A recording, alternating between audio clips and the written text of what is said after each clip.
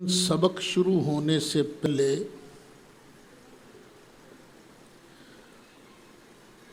چند انتہائی ضروری باتیں کرنا بھی ضروری ہیں۔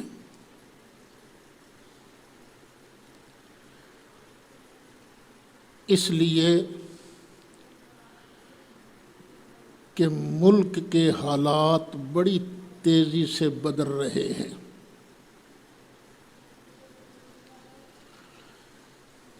شیعہ حضرات کی طرف سے ہم پر پھر مظالم کا سلسلہ شروع ہو گیا ہے۔ شیعہ حضرات کو جہاں بھی موقع ملا ہے، ایران ہو، عراق ہو، مصر ہو، شام ہو، جہاں بھی موقع ملا ہے انہوں نے اہل سنت کو ذبح کرنے سے بھی دریغ نہیں کیا ہے۔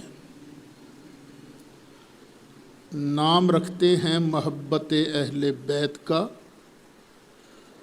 اور ظلم سراسر اہل سنت پر کیا جاتا ہے، اور من گھڑت دلائل سے اپنی بات منوانے کی کوشش کی جاتی ہے۔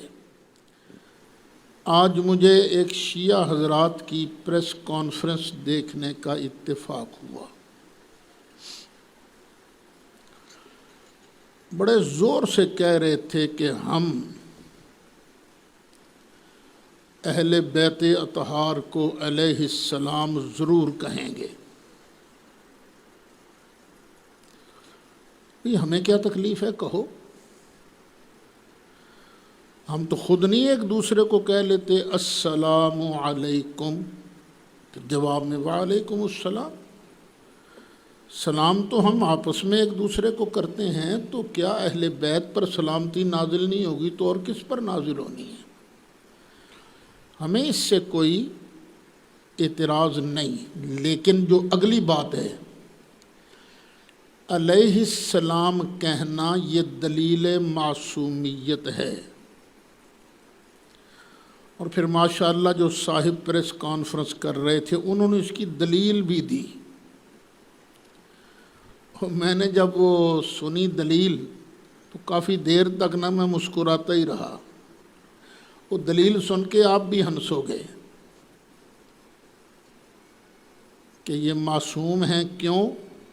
اللہ فرماتا ہے ان اللہ وملائکتہ یصلون علی النبی، کہ بے شک اللہ اور اس کے فرشتے نبی کریم علیہ السلام پر صلوات بھیجتے ہیں، درود بھیجتے ہیں۔ تو درود جس پر بھیجا جاتا ہے وہ تو معصوم ہوتا ہے۔ یہ دلیل دی انہوں نے۔ بھی اگر آپ کی دلیل مان لی جائے تو یہی ثابت ہوگا نا کہ نبی کریم علیہ السلام معصوم ہیں، اہل بیت کا ذکر ادھر کدھر آ گیا؟ یعنی دلائل اس طرح کے دیتے ہیں۔ حالانکہ میں پہلے آپ کو بتا چکا ہوں صلوات دلیل معصومیت نہیں۔ کیوں؟ یہ دوسرا پارہ ہے، اللہ تعالیٰ ارشاد فرماتا ہے وَلَنَبْلُوَنَّكُمْ بِشَيْءٍ مِّنَ الْخَوْفِ وَالْجُوعِ وَنَقْصٍ مِّنَ الْأَمْوَالِ وَالْأَنفُسِ وَالثَّمَرَاتِ وَبَشِّرِ الصَّابِرِينَ۔ اللہ کہتا ہے میں تمہیں اس طریقے سے آزماؤں گا تو محبوب پیارے جو صبر کر جائیں ان آزمائشوں پر انہیں بشارت دیجیے۔ یہ کون ہیں؟ الذین اذا اصابتہم مصیبہ، کہ جب انہیں مصیبت پہنچتی ہے قالوا انا للہ و انا الیہ راجعون، تو وہ کہہ دیتے ہیں انا للہ و انا الیہ راجعون۔ اولئک علیہم صلوات من ربہم ورحمہ، یہ وہ لوگ ہیں جن پر ان کے رب کی طرف سے صلوات ہے۔ اب یہ تو کلیئر کٹ ہے نا، صاف ہے، جو مصیبتوں پر صبر کرتے ہیں ان پر صلوات ہے۔ تو کیا خیال ہے شیعہ مجتہدین صاحبان، کیا صلوات دلیل معصومیت ہے؟ اگر دلیل معصومیت ہے تو ان کو بھی تو معصوم ماننا پڑے گا نا جو مصیبتوں پر صبر کریں۔ حالانکہ ہمارے نزدیک انسانوں میں انبیاء علیہم الصلاۃ والسلام کے علاوہ کوئی معصوم نہیں۔ ہاں، بعض حضرات محفوظ ہیں، معصوم انبیاء علیہم الصلاۃ والسلام کے علاوہ اور کوئی نہیں۔ پھر 11واں پارہ نکالیے آپ۔ کچھ صحابہ کرام تھے جو تبوک جانے سے رہ گئے تھے، تفصیل اپنے موقع پر آئے گی انشاءاللہ۔ پہلے ان کا بائیکاٹ ہوا، پھر ان کو معافی ملی، تو اللہ نے فرمایا 11واں پارہ سورہ توبہ آیت نمبر 103، خذ من اموالہم صدقہ، حبیب پیارے ان کے مالوں میں سے زکوٰۃ لو، صدقہ لو۔ پھر آپ صرف لینا ہی نہیں جانتے، آپ دینا بھی جانتے ہو۔ صدقہ لے کر جواباً آپ کیا دو؟ تطہرہم وتزکیہم بہا، جس سے تم انہیں ستھرا بھی کرو اور پاکیزہ بھی کرو۔ وصلی علیہم، اور محبوب ان پر صلوات پڑھ، ان کے لیے دعائے خیر کر۔ وصلی علیہم، تو جناب کیا خیال ہے، یہ صلوات دلیل معصومیت ہے؟ جس پر درود پڑھا جائے گا، دعائے خیر کی جائے گی، وہ معصوم ہوتا ہے؟ اگر معصوم ہوتا ہے تو یہ تین وعلی الثلاثۃ الذین خلفوا، ان کو بھی معصوم ماننا پڑے گا۔ یہ کیسی دلیلیں آپ دیتے ہیں کہ لوگوں کے سامنے مذاق اڑتا ہے؟ چلیے سورۃ احزاب نکالیے، آیت نمبر 43، تیسرا رکوع ہے۔ هو الذی یصلی علیکم، وہ ہے جو صلوات بھیجتا ہے تم پر، درود بھیجتا ہے تم پر۔ وملائکتہ، وہی نہیں، اس کے فرشتے بھی تم پر درود بھیجتے ہیں۔ کیوں؟ لِيُخْرِجَكُم مِّنَ الظُّلُمَاتِ إِلَى النُّورِ، تاکہ وہ تم کو نکالیں اندھیریوں سے اجالے کی طرف۔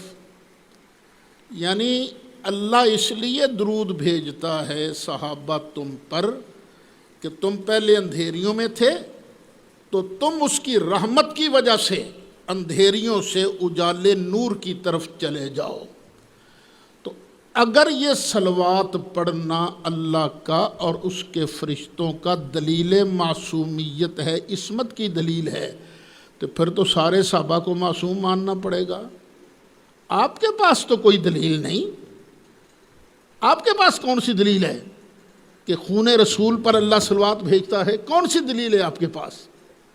خون رسول کی بڑی عظمت ہے، لاکھوں سلام ہے خون رسول پر، بشرطے کہ وہ غلام رسول بنے۔ اگر غلام رسول نہیں بنتے، اگر وہ نبی کریم علیہ الصلاۃ والسلام کی غلامی میں، سرکار کی پارٹی میں نہیں آتے، مسلمان نہیں بنتے، تو پھر خون رسول ہونے کا تو کوئی فائدہ نہیں ملتا نا۔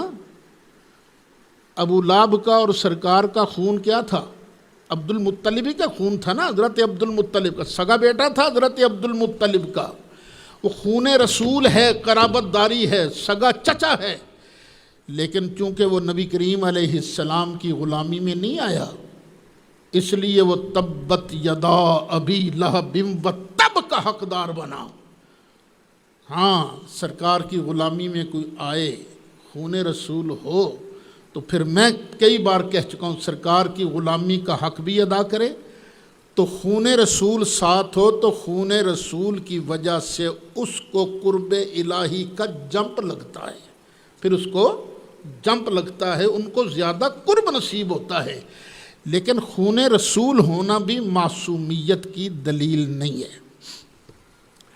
پھر انہوں نے یہ کہا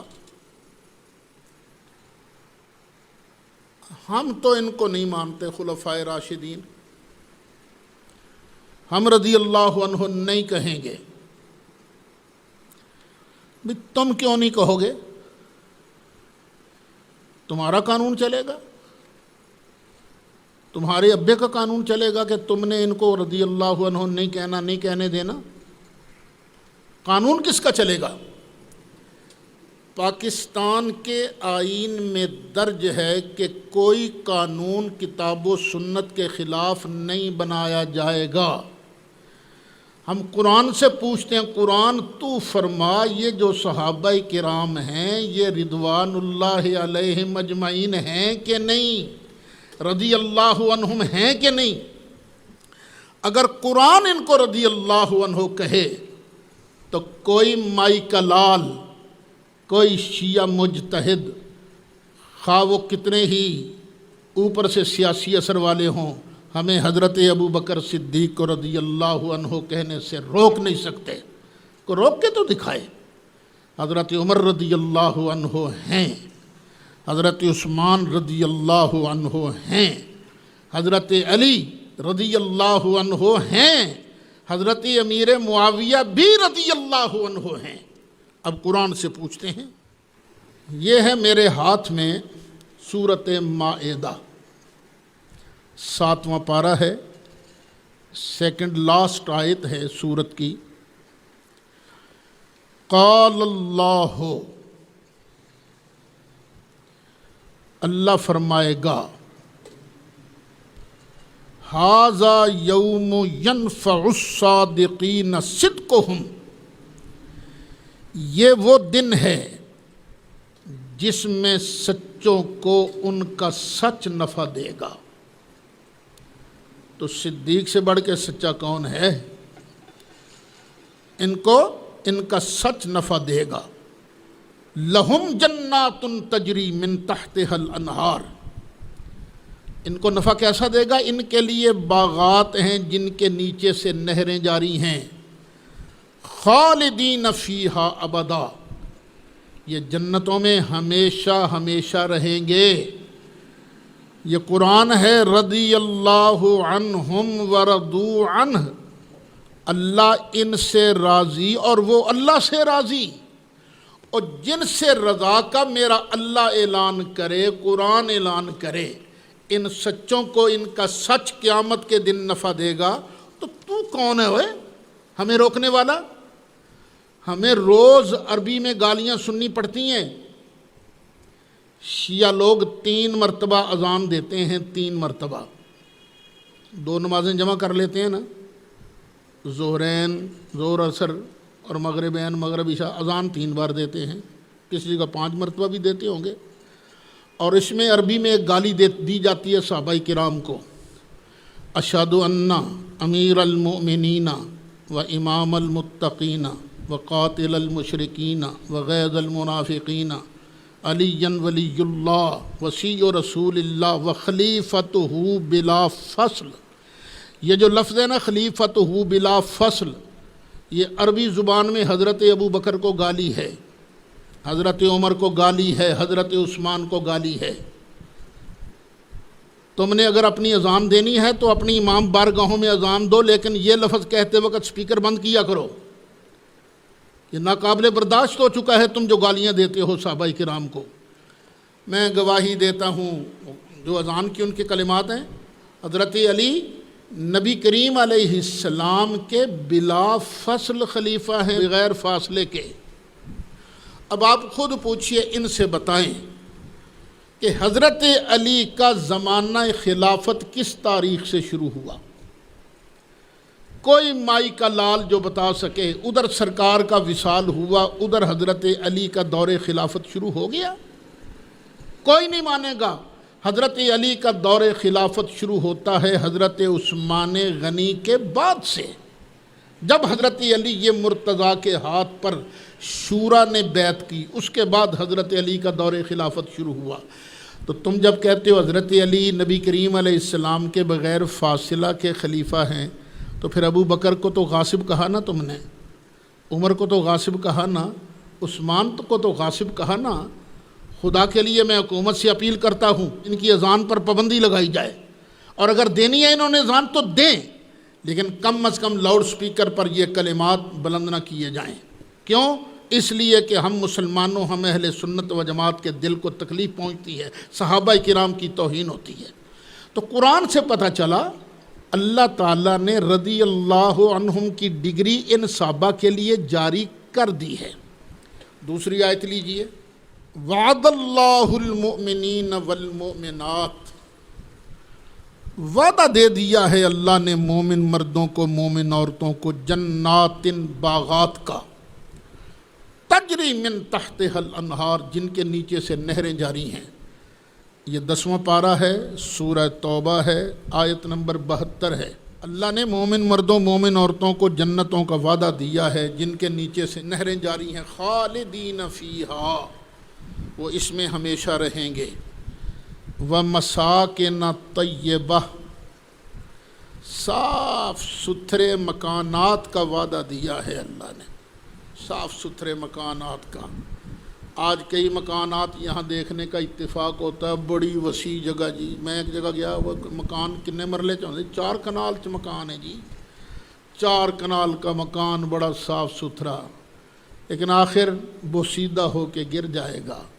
لیکن وہ ایسے پاکیزہ مکانات ہیں صحابہ کرام کے لیے، کبھی بوسیدہ نہیں، فی جنات عدن، جنات عدن میں، اور آگے وَرِضْوَانٌ مِّنَ اللَّهِ اکبر، اللہ نے ان کو وعدہ دیا ہے کس کا؟ اللہ کی رضا کا، جو سب سے بڑی ہے، جو اللہ کی رضا سب سے بڑی ہے۔ تم کہتے ہو رضی اللہ عنہ، ہم نہیں کہیں گے، تو تم یہ یہودیوں کے پیچھے لگ کے صحابہ کرام کو برا بھلا کہتے ہو، ہم ان کو رضی اللہ عنہ نہیں کہیں گے؟ یہ تو میرا قرآن کہہ رہا ہے، اور پاکستان کے آئین کے مطابق کوئی قانون کتاب و سنت کے خلاف بن نہیں سکتا۔ یہ کتاب اللہ کا اور سنت رسول اللہ کا ارشاد ہے کہ ان کو رضی اللہ عنہ کہو۔ جب بھی حضرت ابو بکر کا ذکر آئے تو رضی اللہ عنہ کہو، جب بھی حضرت عمر کا ذکر آئے رضی اللہ عنہ کہو، جب بھی حضرت عثمان کا ذکر آئے رضی اللہ عنہ کہو، جب بھی حضرت علی کا ذکر آئے رضی اللہ عنہ کہو، جب بھی حضرت حسن کا ذکر آئے رضی اللہ عنہ کہو، جب بھی مولا حسین کا ذکر آئے رضی اللہ عنہ کہو۔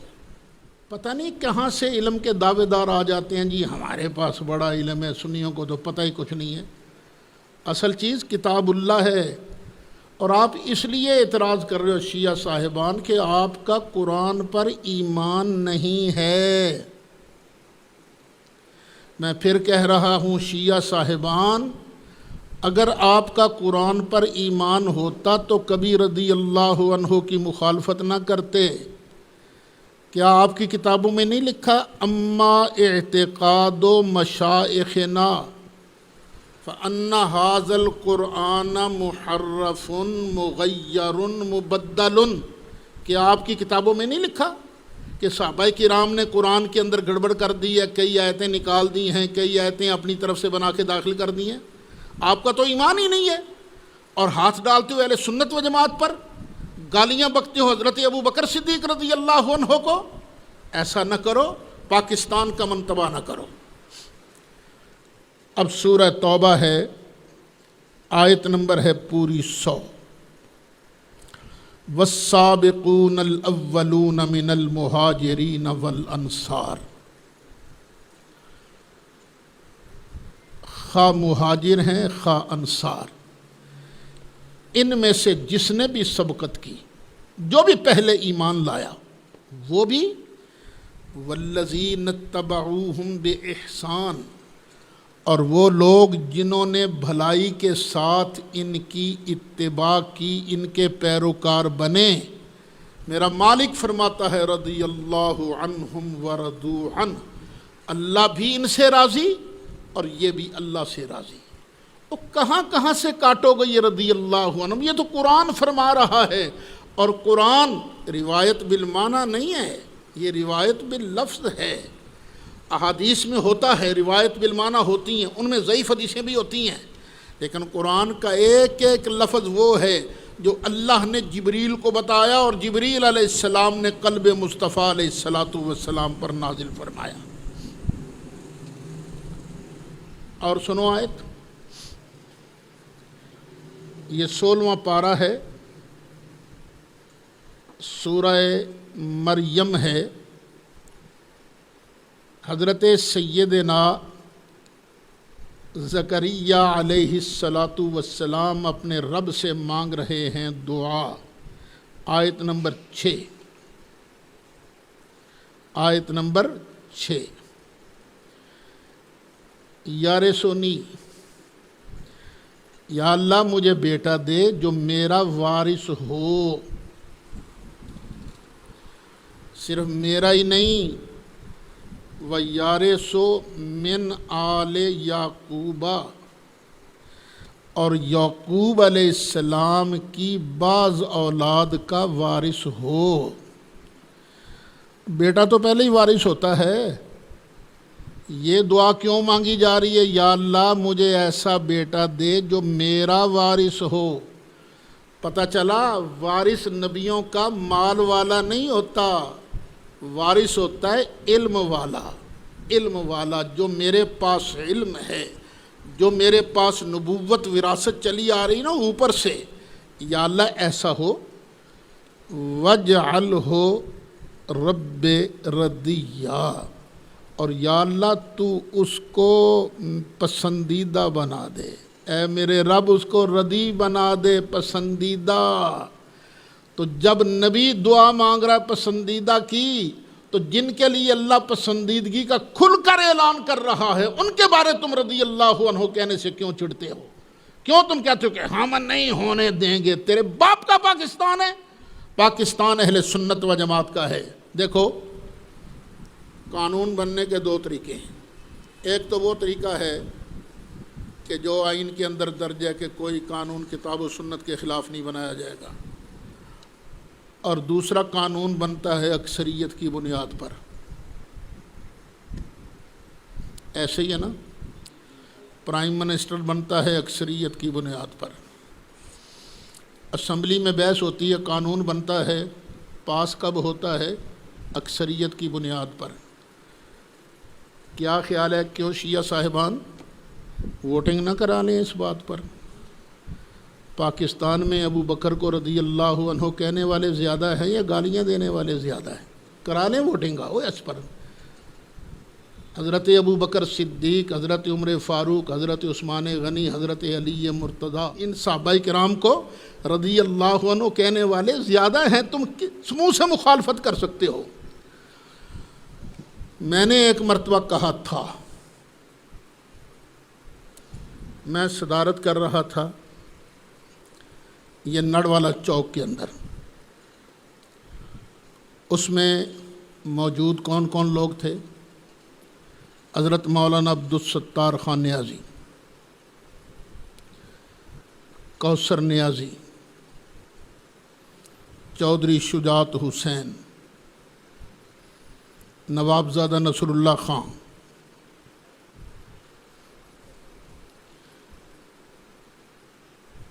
پروفیسر ساجد میر، یہ بڑے بڑے لوگ تھے جو اس جلسے کے اندر شرکت کر رہے تھے۔ سلمان رشدی کی اس خبیث عبارتوں کے خلاف جلسہ تھا، صدر میں تھا۔ وہ ہمارے یہاں ایک ہوتے تھے قاری سعید صاحب سگے میراں، تلاوت ان کی تھی۔ تو نوابزادہ نصر اللہ خان نے نا ایک شیعہ مقرر کو بلا کر نا اس کی بھی تقریر کروا دی۔ سن لی ہم نے تقریر، وہ بڑی باتیں کر رہے تھے، اتحاد ہونا چاہیے، اتحاد ہونا چاہیے، اتحاد کے لیے ہم یہ قربانی دیں گے، اور بڑی تقریریں جو رٹی ہوتی ہیں نا وہ لوگوں کو سنانے کے لیے۔ تو جب میرے خطبہ صدارت کی باری آئی تو میں نے وہاں اعلان کہا تھا، اور آج بھی یہی کہہ رہا ہوں کہ ابھی شیعہ مقرر، میں نے اس وقت کہا ابھی شیعہ مقرر برادرانہ جذبات کا اظہار کر رہے تھے، اور میں انہیں یقین دلاتا ہوں کہ جب بھی کبھی پاکستان میں اہل سنت کی حکومت آئی تو شیعہ حضرات کو وہی حقوق حاصل ہوں گے جو اہل سنت کو ایران کے اندر حاصل ہے۔ دیکھ لیجئے گا، سودا وارے کا کیجئے، ہم پر وہاں بڑا ظلم ہوتا ہے اہل سنت پر۔ کیا اہل سنت کوئی نہیں ہے ایران کے اندر؟ آپ کو یہاں کتنی آسانیاں ملی ہوئی ہیں، سہولتیں آپ کو ملتی ہیں، لیکن پھر آپ خام خواہ ہمیں چھیڑتے ہو، حضرت ابو بکر صدیق کو ننگی گالیاں دیتے ہو۔ اہل سنت کا تو مزاج ہی نہیں کسی کو گالی دینا۔ یہ مولا مرتضیٰ ہمارے سر کے تاج ہیں، سیدہ طیبہ طاہرہ حضرت زہرا، ہر سنی ان کے قدموں کے ساتھ لگی ہوئی مٹی کو اپنی آنکھ کا سرما بنانے پر فخر محسوس کرتا ہے۔ حسنین کریمین کے لیے ہمارے دل دھڑکتے ہیں۔ ہم تو کسی توبہ کسی پیارے کی مخالفت کیسے کر سکتے ہیں؟ لیکن آپ کو سوچنا چاہیے جو قدم آپ نے اٹھایا ہے صحابہ کرام کے خلاف گالیاں دینے کا، یہ بہت برا قدم ہے۔ اور ایک شیعہ ذاکر کہہ رہا تھا کہ جو مولا علی کو پہلا خلیفہ نہیں مانتا وہ کافر ہے۔ تم نے کس کس کو کافر کہا ہے یہ کہہ کر؟ کس کس کو کافر کہا ہے؟ یہ پتہ ہے؟ خود مولا علی کو تم نے کافر کہا ہے یہ کہہ کر۔ مولا علی اپنے آپ کو کون سا خلیفہ کہلواتے تھے؟ کیا انہوں نے خلیفہ اول حضرت ابو بکر صدیق رضی اللہ عنہ کے ہاتھ پر بیعت کی ہے کہ نہیں؟ کیا انہوں نے حضرت ابو بکر صدیق کے پیچھے نمازیں پڑھی ہیں کہ نہیں؟ ذرا بتاؤ۔ تم کہتے ہو جو پہلا خلیفہ حضرت علی کو نہیں مانتا وہ کافر، تو حضرت علی نے پہلا خلیفہ کس کو مانا ہے؟ ذرا سوچ کے جواب دیجئے گا۔ ایک ساتھی مجھے کہا گا نہیں حضرت علی نے فٹافٹ بیعت تھوڑی کی تھی، وہ تو 6 مہینے کے بعد بیعت کی تھی نا۔ میں نے کہا علی نے 6 مہینے کے بعد بیعت کر لی، تو ایسا خبیث الو کا پٹھا ہے، تو ابھی 1450 سال کے بعد بھی بیعت نہیں کر رہا؟ کہوں گا نہیں حضرت علی نے اس لیے بیعت کر لی تھی تاکہ امت میں فساد پیدا نہ ہو۔ میں نے کہا پتہ چلا مولا علی کا اسوہ حسنہ کیا ہے۔ ابو بکر کے ہاتھ پر بیعت کرنے سے امت میں اکٹھ پیدا ہوتا ہے، فساد پیدا نہیں ہوتا۔ اور کیا میں تمہیں پڑھ کے نہ سناؤں؟ مولا علی نے اپنے بارے میں کیا کہا ہے؟ فرمایا مولا مرتضیٰ نے من لم یقل انی رابع الخلفاء فعلیہ لعنت اللہ، جو مجھے چوتھا خلیفہ نہ کہے اس پر اللہ کی لعنت۔ یہ لعنت کلی کنے ہیں؟ مولا علی نے، تے چلی کنے ہیں؟ خود فیصلہ کر لو۔ اور ہم رضی اللہ عنہ کہیں گے رضی اللہ عنہ۔ تم جو لعنتیں ڈالتے ہو نا، تم کہتے ہو ہمارا عقیدہ ہے، تبرہ بھی ہے، تولا بھی ہے۔ اپنا عقیدہ اپنے پاس رکھو، یہ گلی بازاروں کے اندر اس عقیدے کی اشاعت مت کرو، صحابہ کرام کو گالیاں مت دو، وگرنہ اہل سنت جو ہیں، اہل سنت اگر باہر نکل آئے نا، پتہ ہے یہ تعداد میں کتنی ہیں؟ یہ بھی یاد کر لو۔ کسی علاقے میں تمہاری اکثریت نہیں ہے، کوئی ضلع بتاؤ جہاں شیعہ کی اکثریت ہو، نہیں اکثریت تمہاری، ہر جگہ اکثریت ہے ابو بکر صدیق رضی اللہ عنہ کو ماننے والوں کی۔ اور میں دیوبندیوں کو،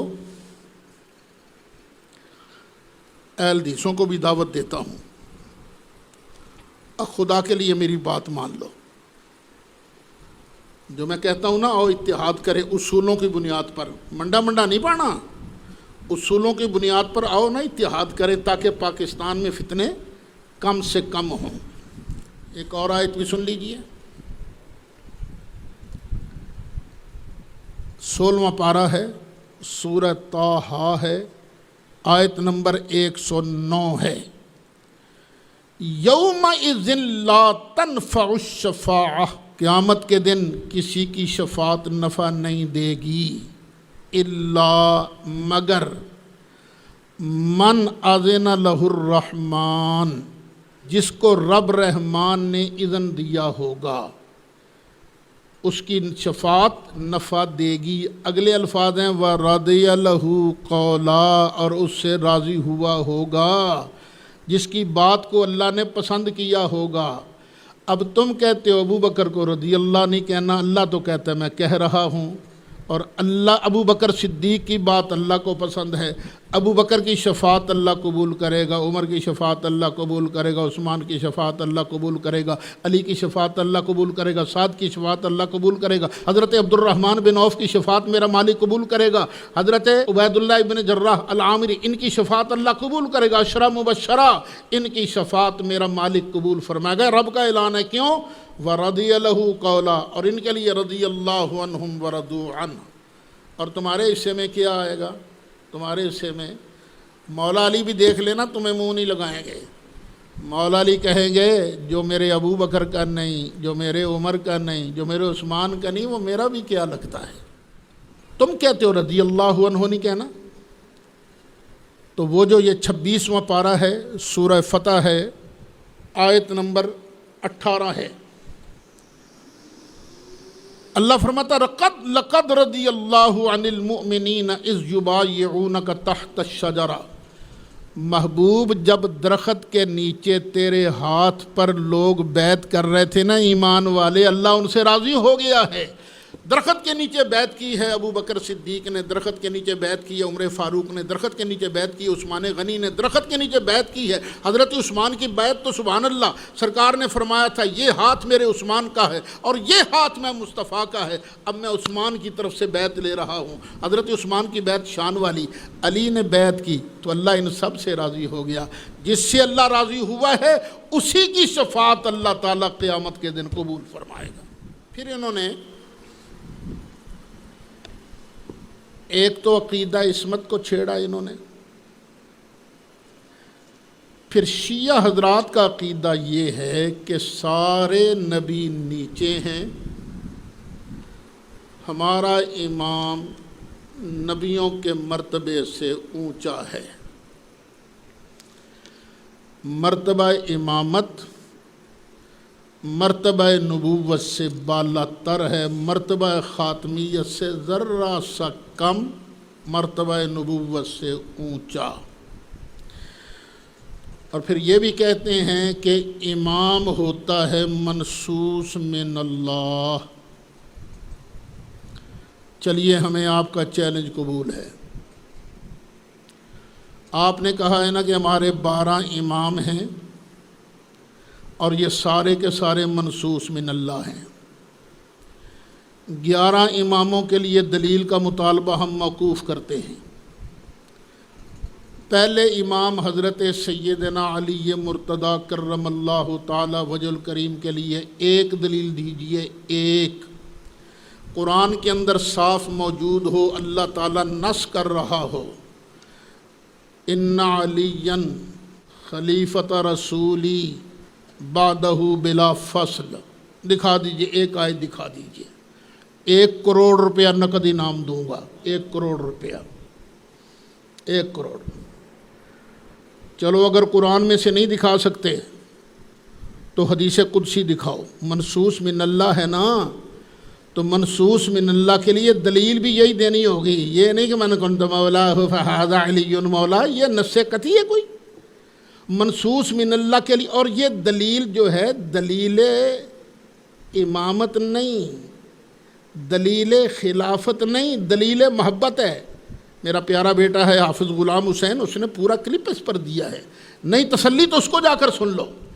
تمہارے پاس کوئی دلیل نہیں مولا مرتضیٰ کے خلیفہ بلا فصل ہونے کی۔ ایک جب تم یہ کہتے ہو کہ یہ ان اماموں کا مرتبہ نبوت سے بالا ہے، جب 53 کی تحریک چل رہی تھی، تحریک ختم نبوت، 53 میں تو خیر میں پیدا بھی نہیں ہوا تھا، لیکن سنا ہے کہ شیعہ کابرین بھی تحریک ختم نبوت کا حصہ تھے اور یہ مطالبہ کر رہے تھے کہ مرزائیوں نے چونکہ ختم نبوت کا انکار کیا ہے، وہ کہتے ہیں نبی کریم علیہ الصلاۃ والسلام کے بعد کسی کو نبوت مل سکتی ہے، اس لیے وہ کافر ہیں، ان کو کافر ڈکلیئر کیا جائے۔ لیکن سن 74 کی جو تحریک ختم نبوت تھی اس کا تو میں خود حصہ تھا، میرے ابا جان بھی اس کا حصہ تھے، اور شیعہ حضرات بھی ہمارے ساتھ کندھے کے ساتھ کندھا ملا کر تحریک ختم نبوت میں مرزائیوں کو کافر قرار دلوانے کے لیے ساتھ ساتھ چل رہے تھے۔ اب سوچنے کی بات یہ ہے، جو نبی کریم علیہ السلام کے بعد کسی ایک کو نبوت ملنا جائز قرار دیوے، وہ تو ختم نبوت کا منکر ہے، باغی ہے، اور جو 12 ایسے مان لے وے جن کا درجہ بھی نبوت سے زیادہ ہو، وہ کہاں مسلمان رہیں گے؟ اس بات کا جواب گالی سے نہیں دینا، اس بات کا جواب اوئے توئے سے نہیں دینا، اس بات کا جواب دینا ہے تو دلیل سے جواب دینا ہے۔ اگر ایک نبی نہیں آ سکتا تو نبی سے اونچے درجے والا کیسے آ سکتا ہے؟ یہ تو تم ختم نبوت کا بھی انکار کر رہے ہو۔ ہمیں مت چھیڑ، وہ کہتے ہیں نہ چھیڑ ملنگانو، ہمیں مت چھیڑو، اپنا کام چپ کر کے کرتے رہو۔ تمہارا 10 دن کا مذہب تھا، روتو پیٹو بس اللہ اللہ اور خیر صلی اللہ۔ یہ ہر ایکشن کا ری ایکشن ہوتا ہے۔ میں اس وقت سپاہی صحابہ کو سمجھاتا تھا کہ مت کرو ایسے جس طرح کے نعرے تم لگاتے ہو، اس کا ری ایکشن اچھا نہیں ہوگا تمہارے لیے۔ نہیں بات مانی اس وقت، بہت بعد میں مانی انہوں نے، کیا فائدہ ہوا؟ نقصان کرا لیا نا اپنا۔ کتنے علماء انہوں نے قتل کروائے اپنے۔ اب بھی میں اپنے متشدد لوگوں کو کہتا ہوں اپنی حد میں رہو، تشدد میں غلو نہ کرو، آرام آرام سے چلو، دلیل سے بات کرو۔ اب بھی میں اپنوں کو کہتا ہوں اور ان کو بھی کہتا ہوں، تم بھی آرام آرام سے رہو، آرام آرام سے رہو۔ پھر پتہ نہیں کیا ہو گیا انہیں پریس کانفرنس کرتے ہوئے، یہاں تک کہہ دیا ہم نبی کریم علیہ السلام کی 3 بیٹیوں کو نہیں مانتے، وہ ربائب تھیں۔ بڑے دھڑلے سے کہہ دیا۔ ذرا ٹھنڈے دل سے ان کے اس دعوے پر غور کریں، وہ کہہ کیا رہے ہیں۔ کسی آدمی کو اگر یہ کہا جائے کہ یہ تیری بیٹی نہیں ہے تو بتائیے اب یہ گالی کس کو گئی؟ یہ گالی ہے نا۔ کسی کی بیٹی کو کہنا کہ یہ تیری بیٹی نہیں، یہ کس کو گالی گئی؟ یہ سیدہ طیبہ طاہرہ حضرت خدیجۃ الکبریٰ پر تم خبیثوں نے الزام لگایا، یہ کہہ کر کہ باقی 3 نبی پاک علیہ السلام کی بیٹیاں نہیں، نبی کریم علیہ السلام پر الزام لگایا۔ تمہیں تو شرم آنی چاہیے یہ بات کرتے ہوئے۔ کیا قرآن بھول گئے ہو؟ جب قرآن نے کہا تھا یا ایھا النبی قل لازواجک و بناتک، لفظ بنات جمع آیا ہے، پتہ چلا رسول کی بیٹیاں 2 سے زیادہ ہیں۔ تم بھول گئے ہو نہج البلاغہ میں؟ اچھا چلو، یہ جو دعویٰ تم نے کیا ہے، کیا نبی کریم علیہ السلام نے یہ فرمایا کبھی کہ میری ایک ہی بیٹی فاطمہ ہے باقی سب ربائب ہیں؟ کیا مولا مرتضیٰ نے کبھی یہ فرمایا ہے کہ سرکار کی صرف ایک ہی بیٹی ہے باقی سب ربائب ہیں؟ کبھی مولا علی نے یہ فرمایا؟ اور نہیں فرمایا، بلکہ اس کا الٹ فرمایا ہے۔ مولا مرتضیٰ نے حضرت عثمان غنی سے فرمایا قد نلت من سحرہ ما لم ینالا، اے عثمان تمہیں ایک شرف یہ حاصل ہے جو دونوں کو شیخین کو حاصل نہیں۔ وہ کیا؟ کہ تم داماد رسول بنے ہو، وہ دونوں داماد رسول نہیں بنے ہیں۔ تمہاری شرف فیض الاسلام ناجل بلاغہ کی سب اٹھا کر دیکھو، سب کے اندر یہی لکھا ہے کہ حضرت عثمان کے نکاح میں نبی پاک کی 2 سگی بیٹیاں حضرت رقیہ اور حضرت ام کلثوم آئی تھیں۔ یہ جو تم آج کہانی بول رہے ہو نا، یہ کہ نبی کریم علیہ السلام کی یہ پچھلگ بیٹیاں تھیں، ربائب تھیں، یہ تمہارا ملا باقر مجلسی لکھتا ہے کہ برنفی این 2 اقوال روایات معتبرہ دلالت میں کنن، کہ یہ جو دونوں باتیں کہی جا رہی ہیں نا کہ یہ پچھلگ تھیں یا ویسے پالی تھی سرکار نے، ان دونوں قولوں کی نفی پر معتبر روایتیں دلالت کرتی ہیں، معتبر روایتیں۔ حضرت امام جعفر صادق فرمائے نبی پاک کی بیٹیاں 4، اصول کافی کہے نبی پاک علیہ السلام کی بیٹیاں 4، شیعہ حضرات کی کتابیں ہیں یہ ساری کہیں کہ نبی پاک علیہ السلام کی بیٹیاں 4۔ کسی ایک امام نے جن کو تم معصوم کہتے ہو، کیا کبھی کسی نے کہا ہے کہ نبی کی صرف ایک بیٹی تھی باقی سب ربائب تھی؟ تو ہم صرف یہی کہہ سکتے ہیں فَقُلْ تَعَالَوْا نَدْعُ أَبْنَاءَنَا وَأَبْنَاءَكُمْ وَنِسَاءَنَا وَنِسَاءَكُمْ وَأَنفُسَنَا وَأَنفُسَكُمْ ثُمَّ نَبْتَهِلْ فَنَجْعَلْ لَعْنَةَ اللَّهِ عَلَى الْكَاذِبِينَ۔